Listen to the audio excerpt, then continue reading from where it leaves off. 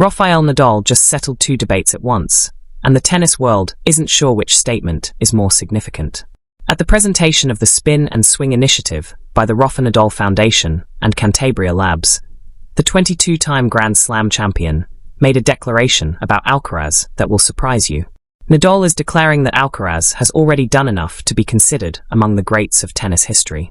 And when Rafael Nadal, who won 22 majors and dominated clay for 2 decades, calls someone a legend, that carries weight that no other opinion can match.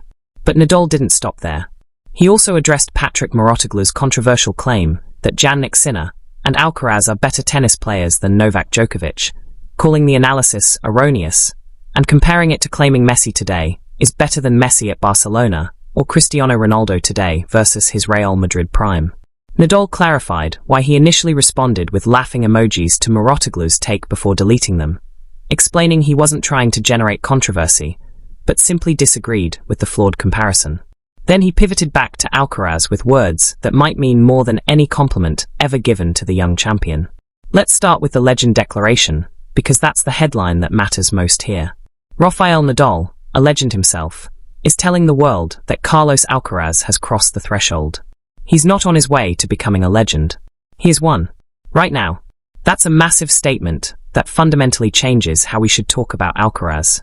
Because there's a natural tendency to frame young successful athletes as future greats, or potential all-time greats. We hedge.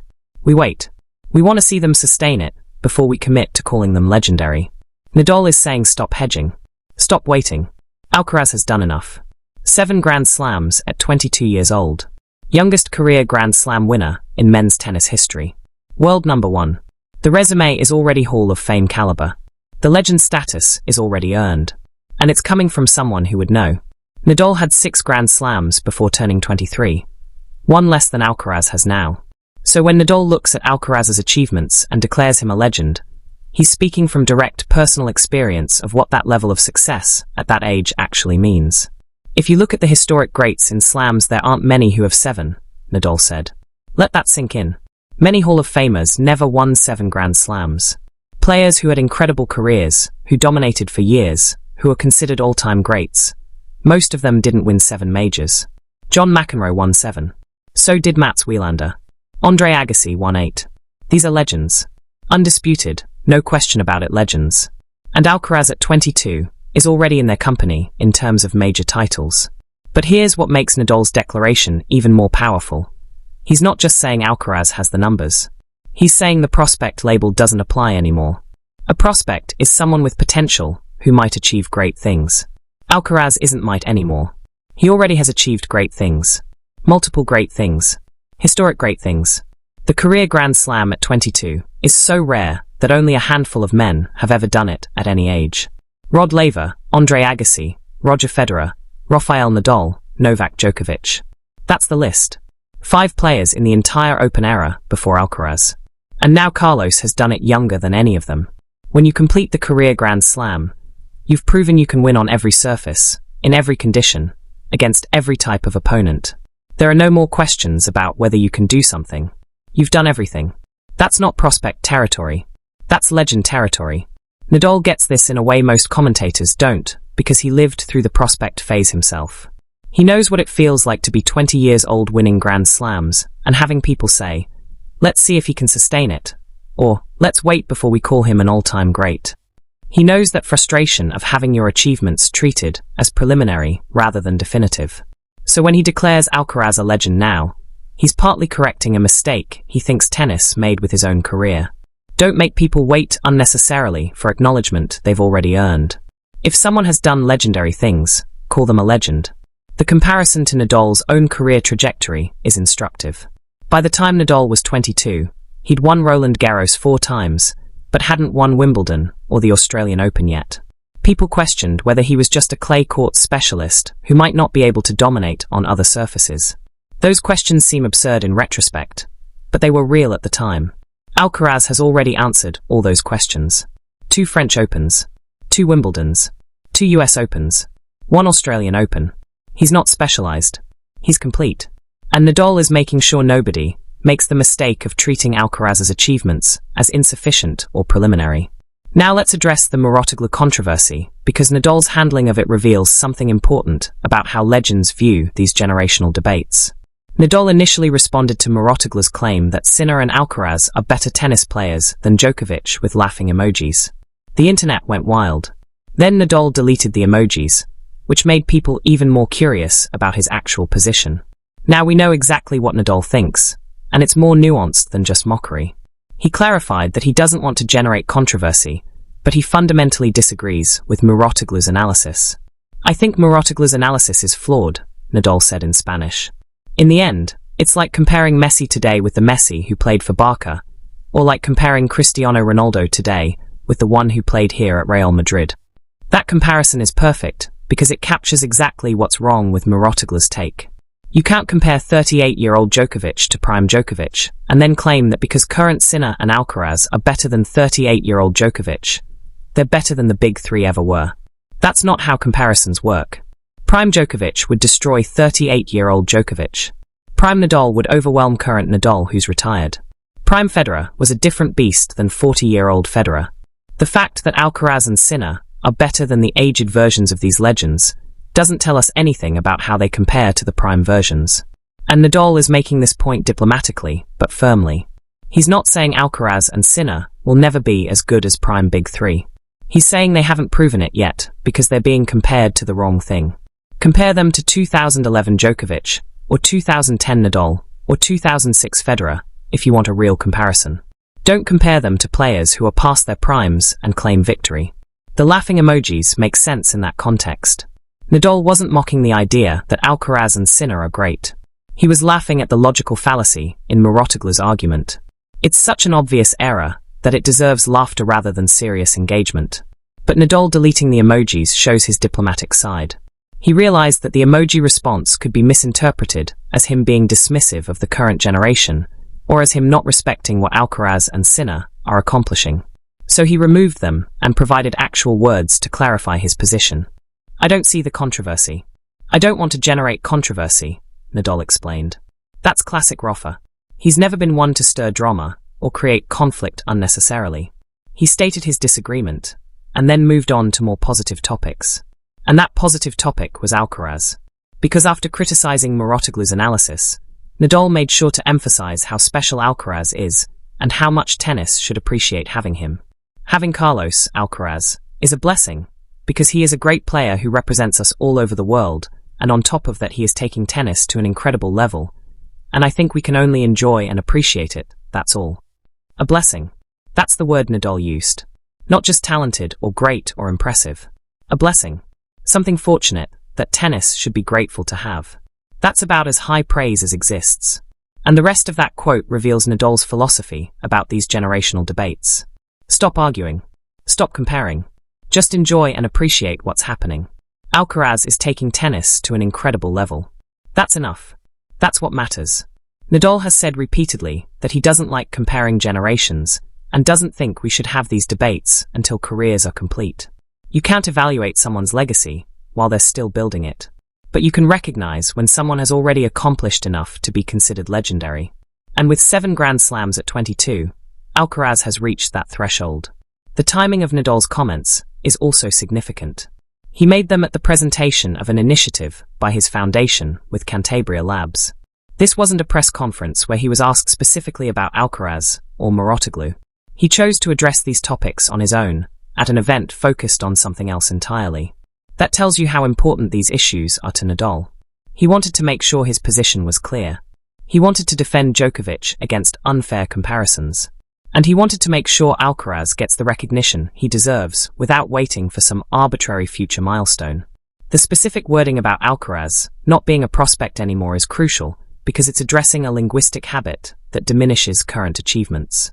When we call someone a prospect, we're essentially saying, he might become great someday. That framing treats everything they've accomplished so far as preliminary, as practice for the real career that's coming. Nadal is rejecting that framing completely. Alcaraz's career isn't coming. It's here. It's happening. It's already historic. Treating him as a prospect is insulting to what he's already accomplished. And when you think about it, calling someone with 7 Grand Slams a prospect is absurd. But that's what people do with young successful athletes. We're so conditioned to wait before bestowing legendary status that we under-recognize current achievements in favor of hypothetical future ones. Nadal experienced this himself.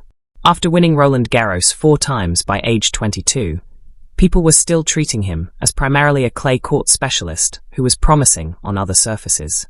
Never mind that he'd already won 4 majors and was clearly one of the best players in the world. He was still being evaluated based on potential rather than results. So his declaration about Alcaraz is partly a correction of that pattern.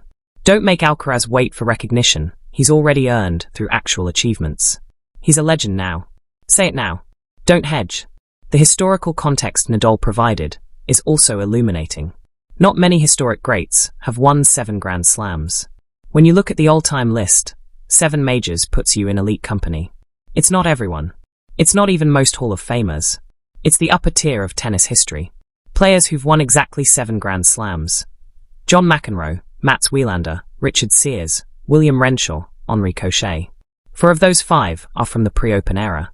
In the Open era, it's basically McEnroe, Wilander, and now Alcaraz. Players who've won 7 or more. That list is still very short. Maybe 15 to 20 players in the entire history of men's tennis. That's legendary territory by any definition. That's not, might become a legend someday. Is a legend now. And Alcaraz has done it at 22. He's got potentially another 10 to 15 years of peak performance ahead of him. If he stays healthy and motivated, there's no telling where his numbers might end up. But Nadal's point is that we don't need to wait to see where he ends up to recognize that he's already achieved legendary status. The contrast between how Nadal handled the Mouratoglou controversy versus how he discussed Alcaraz is also revealing. With Mouratoglou, he was critical but diplomatic. He disagreed, explained why, and moved on quickly. With Alcaraz, he was effusive, passionate, emphatic. You can tell which topic matters more to him. Because ultimately, Nadal doesn't really care about winning arguments with coaches who make provocative takes. But he does care deeply about young Spanish players getting the recognition they deserve. Alcaraz represents the future of Spanish tennis, and Nadal wants to make sure that future is properly status to bestow legendary status on Alcaraz. When Nadal calls someone a legend, it carries weight that no journalist or analyst or commentator can match. Because Nadal is a legend.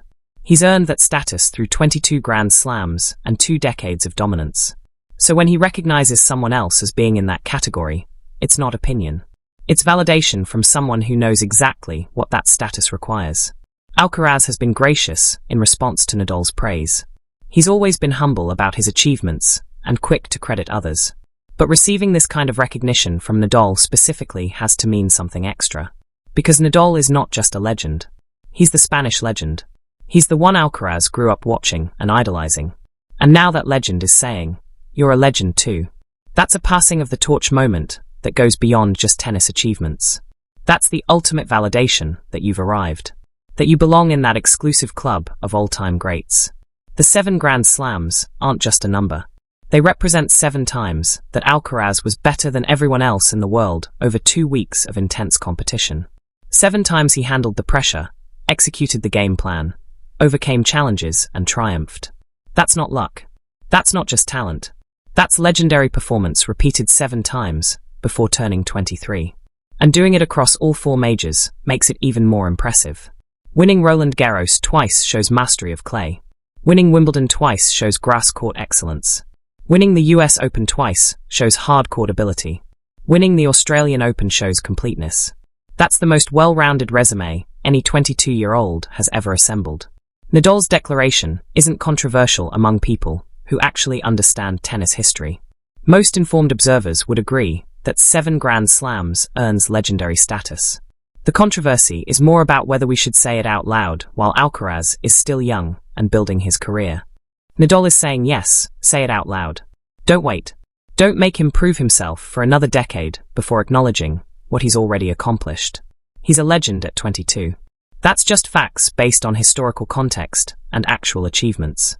The final word on the Mouratoglou controversy from Nadal was also telling. After explaining his disagreement, after providing the Messi/Ronaldo comparison, he ended with, "This is simply my point of view.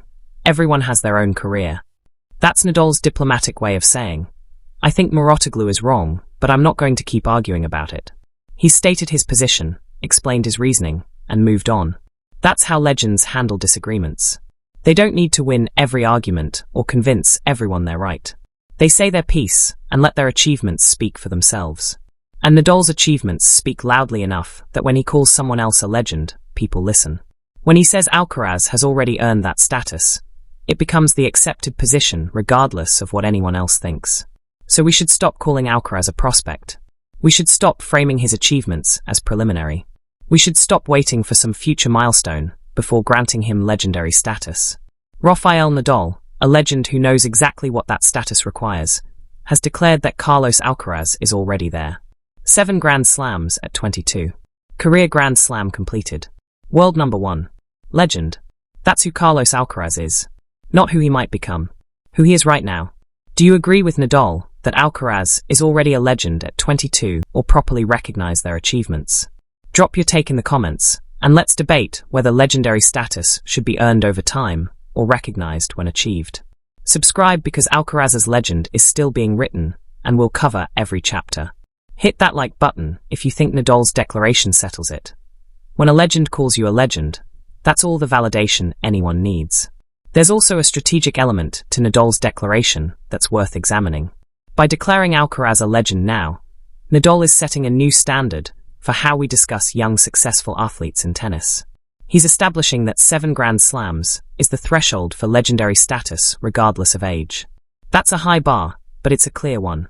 This prevents the goalpost moving that often happens with young champions. We've seen it before where someone wins 5 majors and people say, let's see if they get to 10. Then they get to 10 and people say, but can they get to 15? Then 15 and people want 20. It's never enough because the standard keeps shifting upward. Nadal is drawing a line. 7 majors. Career Grand Slam. That's legendary. Done. No more waiting. No more. Let's see what else he does. He's already done enough. Anything beyond this just adds to an already legendary resume.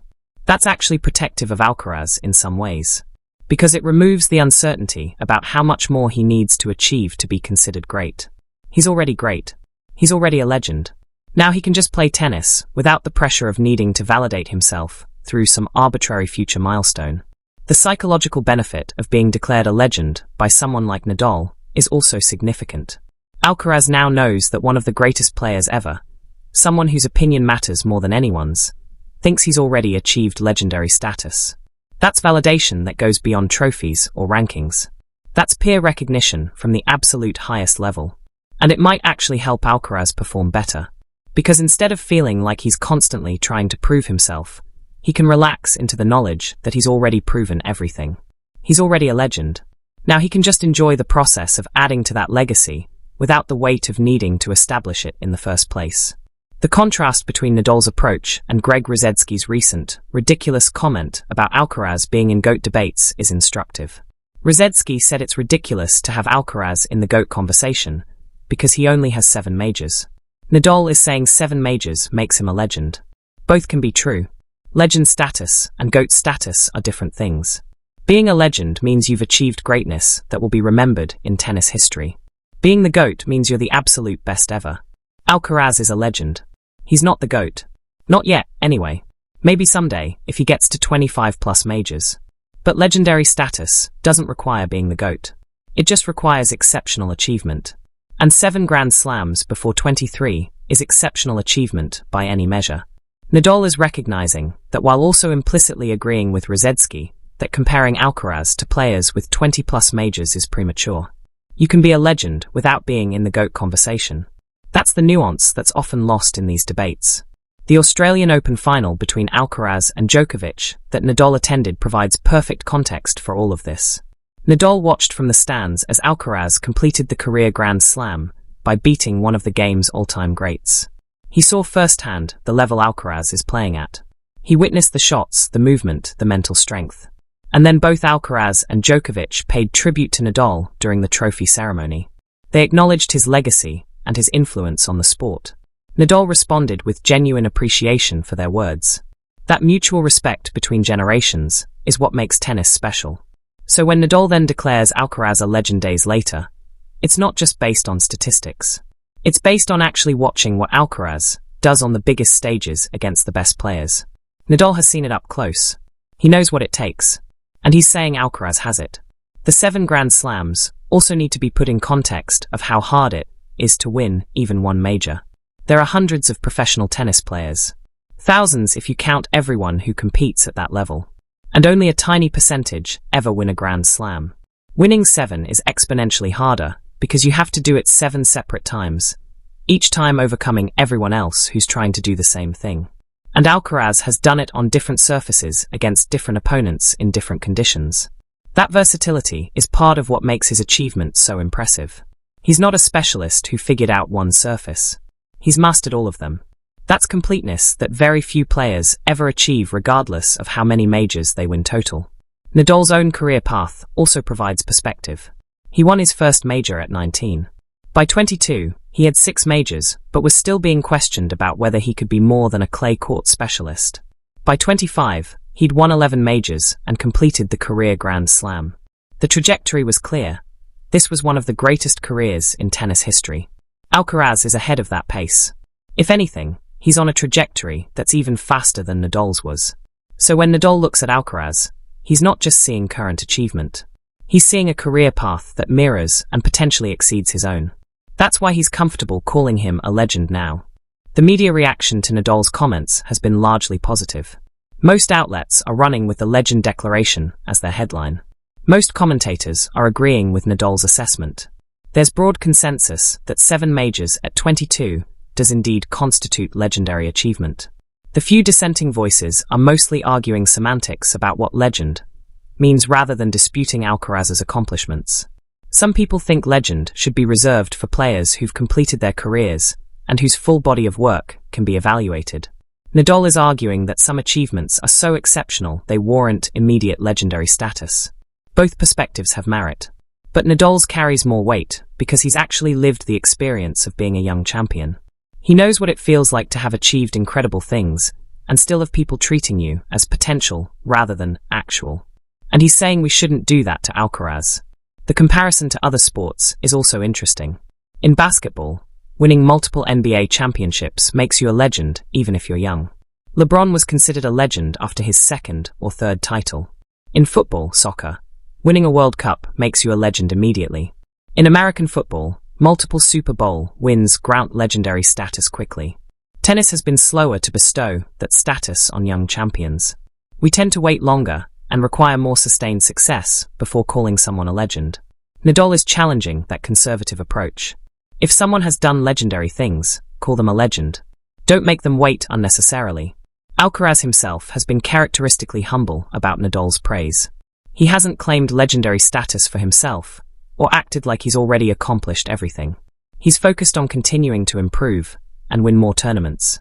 But internally, having Nadal's validation has to mean everything. Because when you're young and achieving success, there's always some part of you that wonders if it's real. If you're actually as good as people say. If you belong in conversations with the greats. Having Rafael Nadal tell you directly that you're a legend removes all doubt. It confirms that yes, you're actually that good. Yes, you actually belong in this conversation.